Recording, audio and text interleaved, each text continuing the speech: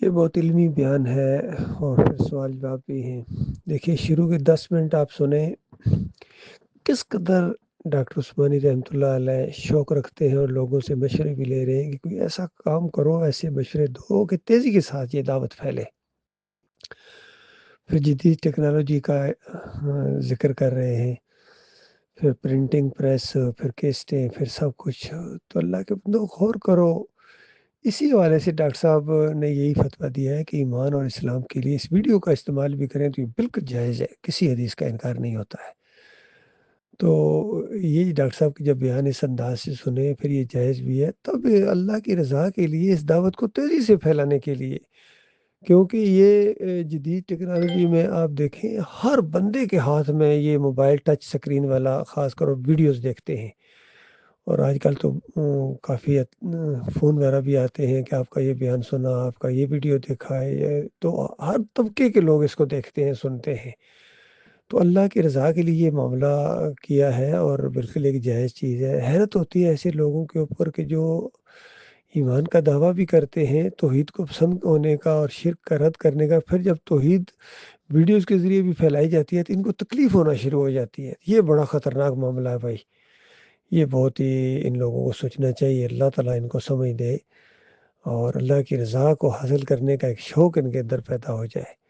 اور پھر دیکھیے اسی کے اندر ڈاکٹر صاحب نے اہل کتاب، اس قوم کو اہل کتاب کہا ہے کہ اہل کتاب کی پوری ڈیفینیشن اس کے اوپر فٹ آتی ہے، اور اس ایک کلیے کے مطابق یہ امت مسلمہ اکٹھی ہو سکتی ہے کہ ہم اللہ کی عبادت کریں۔ یہ تو مشترک چیز ہے، اور اللہ کے ساتھ شرک نہ کریں۔ جتنا یہ شرک پھیلا ہوا ہے سب کا رد کیا ہے، جتنے موٹے موٹے یہ شرک کے اڈے ہیں، عرس ہیں، میلے ہیں، مزار ہیں، پکارے ہیں، نظر و نیازیں ہیں، واسطے وسیلے ہیں، جمہوریت کا مشرکانہ نظام ہے، اس سے توبہ کریں اور پھر اللہ کے علاوہ کسی اور کو رب نہ بنائیں۔ یعنی اللہ کے علاوہ کسی اور کی بات مانو گے اللہ کے مقابلے میں تو یہ رب ماننا ہے۔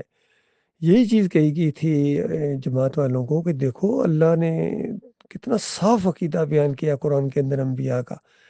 وہ سارے کے سارے اللہ کو سجدے کرتے تھے، اللہ کو رکوع کرتے تھے۔ سورہ مریم 58 نمبر آیت میں تو بالکل ایک سنت بیان ہوئی ہے تمام انبیاء کی کہ جب بھی کوئی نشانی آتی تھی وہ اللہ کے سامنے سجدہ ریز ہو جاتے تھے۔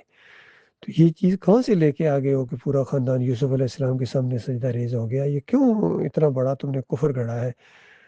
اور اللہ کے مقابلے میں اب محمد حنیف صاحب کی بات ماننا شروع ہو گیا۔ پہلے تو محمد حنیف صاحب کو 3 مہینے سمجھایا، پھر لوگوں کو کہا ان کو سمجھاؤ، تو ہر طریقہ اختیار کیا، وہ نہیں مانے۔ انہوں نے اپنی انا کا مسئلہ بنا لیا، ان کے اپنے مجبوریاں تھیں اور ضد بازی کا معاملہ ہو گیا ان کے ساتھ، تو نہیں مانے، وہ اسی شرک پر مر گئے۔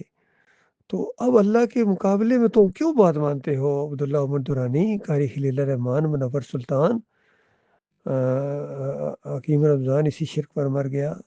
محمدی گلی نے یہی خطا کی، صرف جماعت اور نائب امیر کی امارت کو بچانے کے لیے اللہ کی بات کو پیچھے کر دیا۔ یہ بڑا ظلم ہوا ہے، بڑی زیادتی ہوئی ہے۔ ابھی بھی واپس لوٹو اللہ کے بندوں، ورنہ یاد رکھنا تمہاری جان شرک پر نکلے گی، اور ایک شرک بھی تمہارے اندر رہ گیا تو ہمیشہ ہمیشہ کی جہنم کے اندر کس طرح برداشت کرو گے؟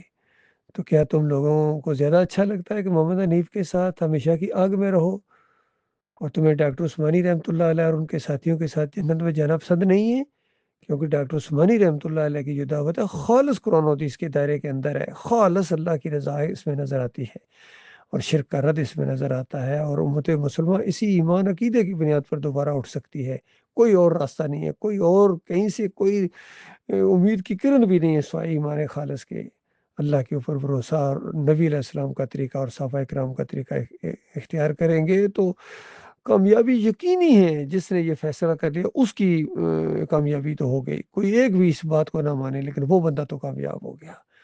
اس نقطۂ نظر کے مطابق میں نے یہ معاملات کیے ہیں اللہ کی رضا کے لیے۔ اب جو بھی اللہ کی رضا چاہتا ہے اس کو ایمان خالص کرنا پڑے گا، اور بالکل شرک کے قریب نہ جائے، اور شرک سے نفرت ہونی چاہیے، اور انسانیت کی خیر خواہ ہونی چاہیے۔ یہ بھٹکے ہوئے ہیں، یہ جہنم کے آگ کا ایندھن بن جائیں گے۔ اس طرح ان کی تکلیفیں، ان کے الزامات، ان کے پروپیگنڈے بھی برداشت کرے اللہ کی رضا کے لیے، پھر بھی خیر خواہی کا انداز ہے ان کے لیے، دعائیں کرے اور ایمان خالص کی طرف ان کو بلائے، اور ہر طریقے سے اس توحید کی دعوت کو پوری دنیا میں پھیلانے کے۔ اور یہ ویڈیوز کا انداز یہ بہترین طریقہ ہے، یقینی کہ یہ اللہ کی رحمت ہے۔ پوری دنیا میں جہاں آپ نہیں جا سکتے وہاں بھی کوئی آپ چلے جاتے ہیں، لوگ سنتے ہیں، دیکھتے ہیں کون بندہ بات کر رہا ہے، کیسے کس لہجے میں بات کر رہا ہے، اس کی باڈی لینگویج کیا ہے، زیادہ اثر ہوتا ہے۔ تو یہ ان حدیثوں کے زمرے میں نہیں آتا جس کے بارے میں نبی علیہ السلام نے تصویریں بنانے سے اور یہ کرنے سے منع کیا ہے۔ وہ شرک کی طرف لے جانے والی چیزیں تھیں، اور یہ جو ویڈیوز توحیدی ہیں یہ ایمان کی طرف لے جانے والی چیزیں ہیں۔ کتنا فرق ہے، واضح فرق ہے، اتنا تو انسان کو عقل ہونا چاہیے۔